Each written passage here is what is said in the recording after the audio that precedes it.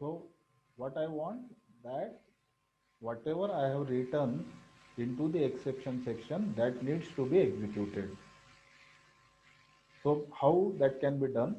As I said, that whatever you want to execute in that situation, that should be written into the exception section.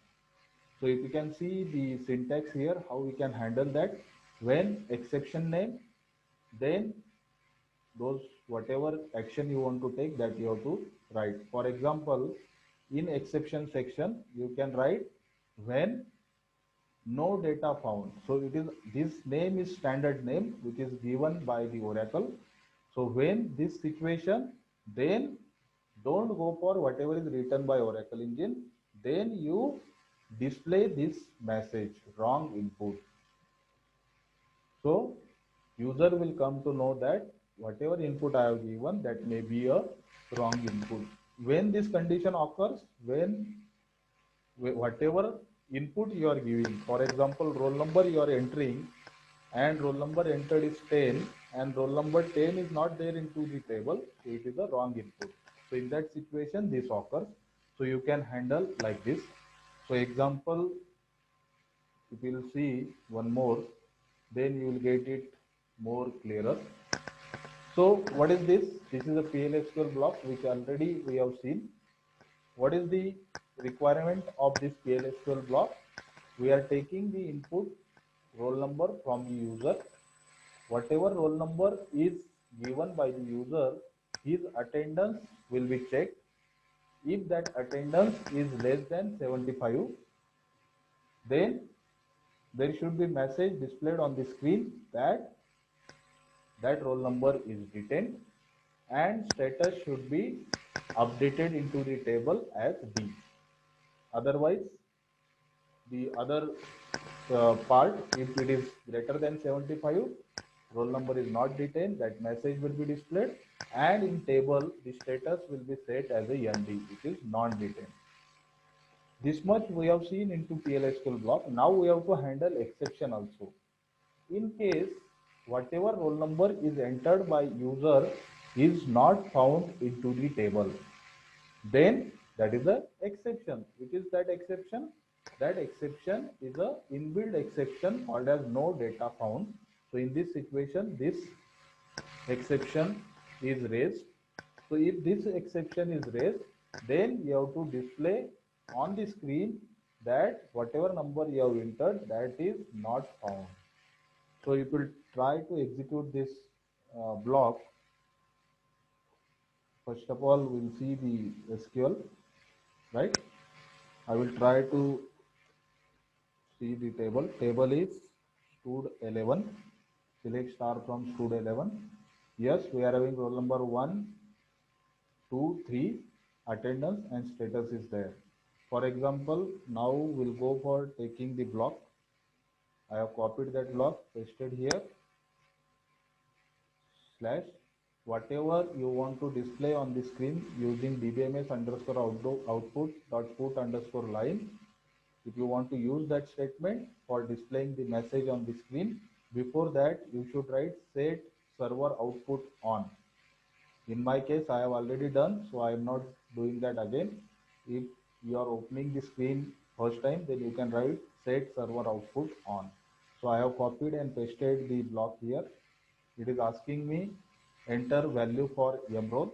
Why it is asking like this? Because I have written the first statement, mroll is equal to ampersand mroll. Ampersand mroll means enter the value of mroll. For example, I am taking the value of 3,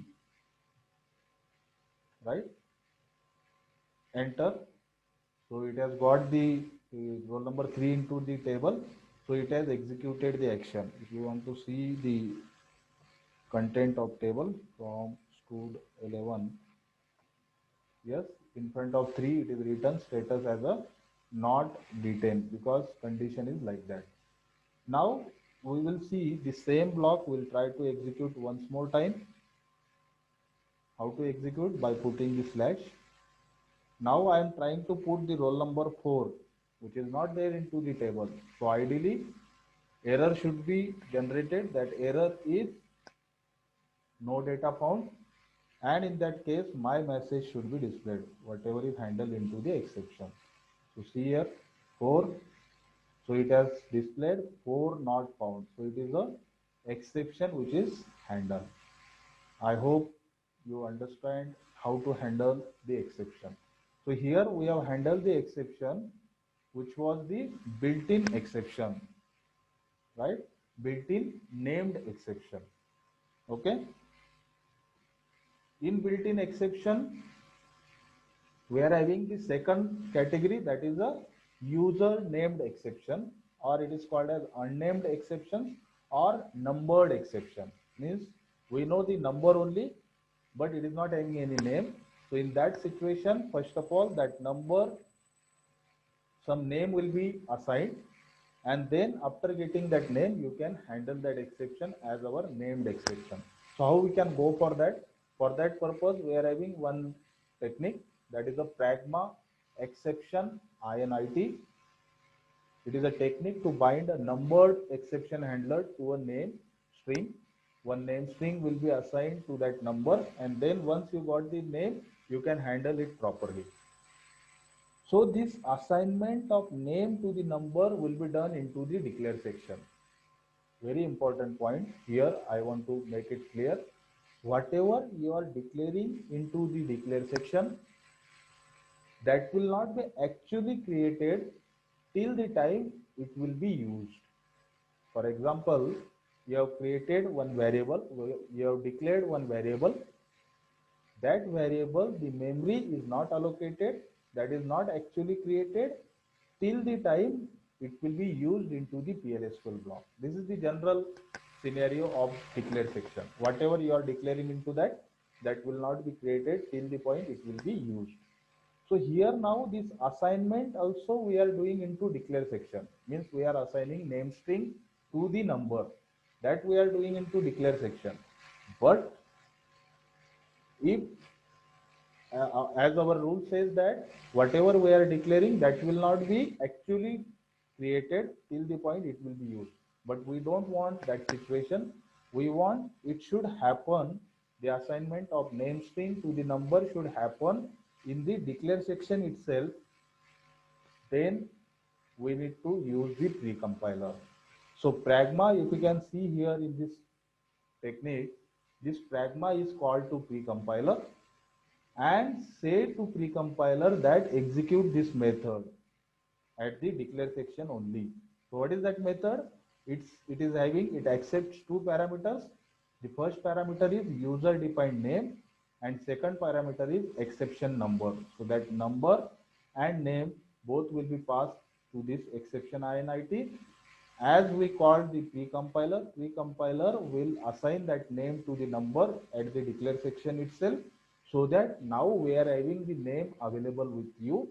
Now that name can be handled as we have handled the exception into named exceptions.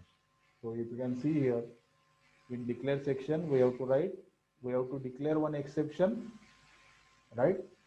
Once this exception, this is a data type exception. This exception name is a type of data of exception. Then pragma exception init, name of the exception and error code.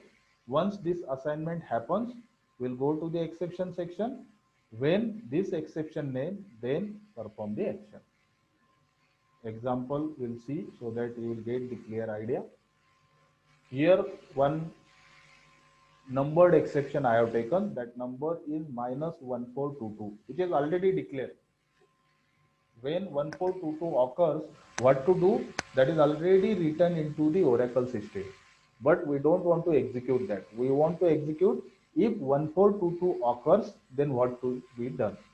So here if you can see that in declare section, when this 1422 occurs, whenever we are trying to copy too many values into one variable. For example, there is one table called as stud11. I have written this statement, select roll, means roll number column, into v1 from stud11. So if you can see in stud11, in our case we are having three roll numbers, 1, 2 and 3. And what you are saying? You are saying through this query, all three numbers you copy into V1, which is impossible. If this kind of statement you try to execute, then it will generate an error message, and that error message is -1422. But if -1422 is displayed on your screen, you may think that why this error occurred. So if -1422 comes, then my own message should be displayed on screen. Then how we can do that? So this is the example. If you can see on the screen that in declare section, number mRoll, I have declared two variables which will require further in the block. And as I said, in declare section, one string need to be declared of exception type, and pragma exception init accepts two parameters, this exception type of data, that string, and that error code number. So here, as it is a pragma, it is a call to precompiler. This name too many rows will be assigned to 1422 immediately. Once it is assigned, we'll go to the begin. In begin, what you are saying, you are accepting roll number from student. Okay, accepted. Then you are saying select roll into V1 from stud 11, which is incorrect. When this statement is tried by the Oracle engine at runtime, it will resolve this as a error condition. And what is that error condition? That is 1422. And if 1422 occurs, we have written the exception handling. What is that? 1422, we got the name, that is too many rows, and too many rows is handled here. When too many rows, then you display this message. Don't display this 1422, you display this message saying you are asking single variable to hold more than one value, which is incorrect. That's why normal execution will not happen. See here how we'll get that execution.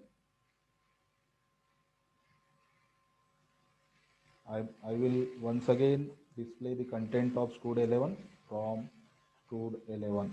So there are three roll numbers, and this is our block I have pasted. So in V1 you are trying to ask these three numbers to store, that is incorrect. I will put slash for execution. It is asking number, roll number 1. Okay, so in this condition, error condition occurred, that is 1422. In place of that, it is displayed, you are asking single variable to hold more than one value, which is incorrect. So this is the way we can handle the numbered exception. So this is a better way in which you will write the PLSQL block with this exception handling. You will get the clear idea where is the problem. So immediately after reading this statement, you may get that there is a problem with this query. So there is no syntax problem, but there is a problem at the time of execution. Okay. So this is about the numbered exception, how we can handle. And now the second category. In first category, built-in, we have seen named and numbered. Now second category is there, that is a user-defined exception handling. Now why this user-defined exception handling is required? For example, I will tell you the example. There is a situation, bank is there. In that bank, everyone, the customers having their bank account, and that bank account and the information about that account is maintained by the bank with the help of one table. That table maintains the data of account number and its balance. Whenever you are going to the bank and asking to withdraw some money, for example, you are having 10,000 rupees in your bank account, and you are saying to the bank manager, I want to withdraw 10,000 rupees from my account, then he will give that particular query and you will get the 10,000 rupees. But in this situation, when you are having 10,000 rupees in your account, but you have written the withdrawal slip, I want 15,000. So whenever bank manager will try to do this transaction, it should get a proper message that this is an error condition. You are trying to withdraw amount which is more than your balance. So this is a error condition for bank application, which is not defined by Oracle, because it is not the case for all the applications. It is the case for only bank. What is that case? Whenever someone tries to withdraw amount which is more than balance, it should give error message. We should raise exception. So this is my user defined exception. It is not declared by the Oracle. It is my own requirement. For that purpose, I am trying to creating the exception and handling with my own ways. So how to do that? First you declare it, right? After declaring that, when to raise it, that you say, when to raise. In our example, we will see that XYZ we have declared as an exception. XYZ when to raise, when someone is trying to withdraw more amount than the balance, then you raise it. And after raising that, what action needs to be taken? So that should be done into the exception handling as a reference. So we will say into the exception handling that if this exception is raised, you display the message you are trying to withdraw amount which is more than your balance. So how to do that? The user defined. So in declare section, you declare one string as an exception type, which is already done. In begin section, you can write your as usual statements, and there you can write if condition, then you raise this exception. In our example, you may write if transaction amount is greater than balance, then raise this exception. Once this exception is raised, you go for the handling that into the exception section. We will see the example for this also. Okay, the similar example for that I have written this block. The table account is there. If you are trying to withdraw we are taking the input from the user, account number and transaction amount. For that particular account number, we are copying that into the balance of that account number. You are trying to copy into one variable. Select balance into this memory variable mbal from account where account number is m account. M account means which is taken from user. After copying that, I am trying to check this m balance, means how much balance is available in account. You have given transaction amount also. So you are saying that I want 10,000 rupees. If that 10,000 rupees is less than or equal to the balance available, then you can allow it. And you can say that after giving, for example, you are having 10,000 rupees into the account and someone has taken the 10,000 from the bank, yes, it is allowed. So in that case, you need to update the balance now. Update account set balance equals to balance minus transaction amount. So 10,000 was initial, now 10,000 are withdrawn. So whatever answer that is 0 will be there, that will be set as a account balance. Where? In this account. If this is not happening, if transaction amount is not less than or equal to m balance, means the available balance, if it is not happening, then in else part I have written raise no sufficient balance. So no sufficient balance is one exception. So in that exception, what to do? It is written into exception handling, that is sufficient balance is not available in account. So this is our own exception. This is defined by user, not by the Oracle system. We'll try to execute this block. Before that, we'll see the contents of table. Select star from account. Okay, there are two accounts, 101 which is already having 0 balance, 102 having 1,000 rupees. Now what we'll do, we'll try to execute this block. From account number 102, we'll try to first withdraw 500 rupees. Then we'll see that whether it is actually executed. If 500 rupees are withdrawn, then the balance should be 500, which should be available. That first condition we'll try. Account number is 102. How much you want to do the transaction, which is asking 500 rupees. Okay. So it is executed. We'll check the content of account table. What happened? Select star from account. See here, and initially it was 1,000 rupees. After doing this transaction, 102 balance has got now 500 rupees remaining. Now again we'll try to execute the block and we'll try to withdraw rupees 1,000 from this account, 102 account number. transaction amount will try to withdraw 1000 rupees. So what should happen? Balance is 500, trying to withdraw is 1000. So it should raise the exception and it should say that sufficient balance is not available. So here it is given sufficient balance is not available in account. So by this way, our own exceptions also you can declare and handle as per your requirement. I hope you got the details about how we can handle the errors and exceptions into the PLSQL block. We have seen there are two main categories of exceptions. One is inbuilt exceptions. Another is the user-defined exceptions. Built-in exceptions, we are having further two types, named exceptions and another is numbered exceptions. Numbered exceptions are also called as unnamed exceptions. Okay, thank you.